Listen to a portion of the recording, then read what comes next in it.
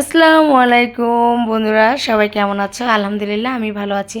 তো তোমরা কেমন আছো? অনেক দিন পর ভাবলাম যে আজকে একটু, যেহেতু বাইরে বৃষ্টি হচ্ছে, একটু ভুনা খিচুড়ি তৈরি করি। তোমাদের ভাইয়া ফোন করে আমাকে বলেছিল একটু ভুনা খিচুড়ি রান্না করো। তো আমি ভাবলাম হ্যাঁ, ভুনা খিচুড়িটা করাই যায়, যেহেতু আজকে প্রচুর পরিমাণ বাইরে বৃষ্টি হচ্ছে। তো ভুনা খিচুড়ি যখনই তৈরি করি আমি কি করি, আমার জন্য একটু ভর্তা করি। আমি আজকে যে 2 রকম ভর্তা করব। একটা হলো ধনেপাতা ভর্তা আর একটা হলো শুটকি ভর্তা। আমার কিন্তু ভর্তা অনেক পছন্দ। ভর্তা হলে আমার কাছে মাছ মাংস কিচ্ছু লাগে না। তো তোমাদের ভাইয়ার জন্য, তোমাদের ভাইয়া আবার শুটকি ভর্তা পছন্দ করে না, তার কারণে ওনার জন্য আবার বাচ্চাদের জন্য একটু গরুর মাংস ভুনা করব। আর এই যে ভুনা খিচুড়ি, আমি এখন ভুনা খিচুড়িটা রান্না করছি।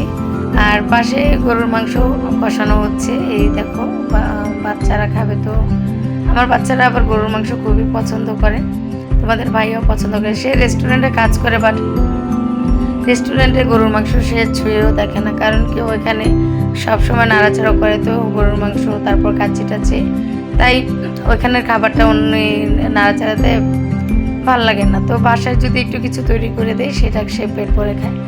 তাই আমি এই যে বাসার জিনিস তো একটু মশলা টশলা কম হয়, আর রেস্টুরেন্টের জিনিস তো অনেক মশলা টশলা দিয়ে রান্না করা হয়, তাই আর কি রেস্টুরেন্টেরটা সে অত একটা খায় না। কিন্তু বাড়িতে যদি এই যে ভুনা খিচুড়ি আর এই যে গরুর মাংস বা চিকেন ভুনা করে দিই, মুরগির মাংস, সেগুলো সে আবার একটু পেট ভরে খায়। আমার বাচ্চারাও পছন্দ করে। এই যে ভুনা খিচুড়ি রান্না হয়ে গেছে, কালারটা কিন্তু সেই হয়েছে। গরুর মাংস ভুনার কালারটাও আমার কাছে অনেক ভালো লাগছিল।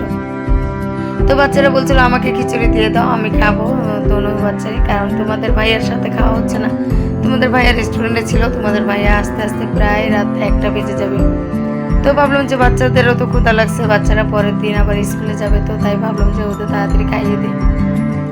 ওদের সাথে সাথে আমিও খেতে নিয়েছি, কারণ আমারও খুব ক্ষুধা পেয়েছিল, কারণ দুপুরে যেহেতু আমি বেশিরভাগই খাওয়া হয় না, তাই যে আজকে ভাবলাম যে বাচ্চাদের সাথে খাই।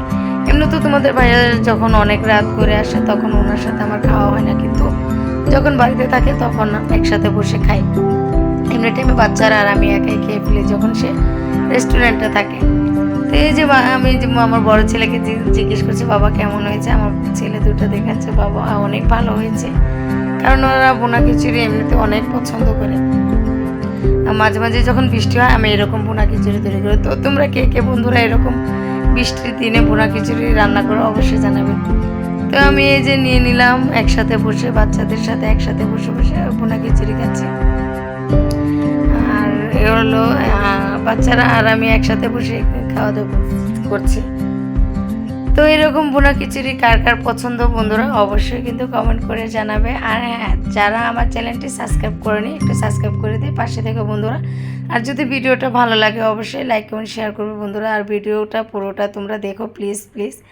একটা ভিডিও বানাতে অনেকটাই কষ্ট হয়, অনেকক্ষণ সময় লাগে একটা ভিডিও তৈরি করতে। তোমরা একটু দেখো বন্ধুরা, আর প্লিজ আমার চ্যানেলটা সাবস্ক্রাইব করে দিও। তো এই যে বাচ্চারা হলো গরুর মাংস দিয়ে খাচ্ছিলো, আর আমি হলো ভর্তা দিয়ে খাচ্ছি। গরুর মাংস আমি নিইনি, কারণ ভর্তা হলে তো বললামই যে আগেই বলেছিলাম ভর্তা হলে আমার আর কিচ্ছু লাগে না। এই যে আমার 2 রকম ভর্তা, আমি এটা দিয়েই খাবো। একদিন ভর্তা করলে আমি 2-3 দিন খাই, যেহেতু এটা তেলে বানানো। আর এই মাঝে দেখো আমি ছোটোবেলায় যেই বেনিগুলো করতাম আজকে সেই বেনিটা করেছি। তো আমাকে কেমন লাগছে বন্ধুরা অবশ্যই কিন্তু জানাবে। আর ছোটোবেলায় কে কে এই বেনিগুলো করতে অবশ্যই জানাবে। আর এই বেনিটা ছোটোবেলা আমরা কলা বেনুনি বলতাম। তো বন্ধুরা কার দেশে কী ভাষায় বলে, কি এই বেনিটাকে কি বলে অবশ্যই কমেন্ট করে জানাবে। তো বন্ধুরা ভালো থাকবে, আল্লাহ হাফেজ, টাটা।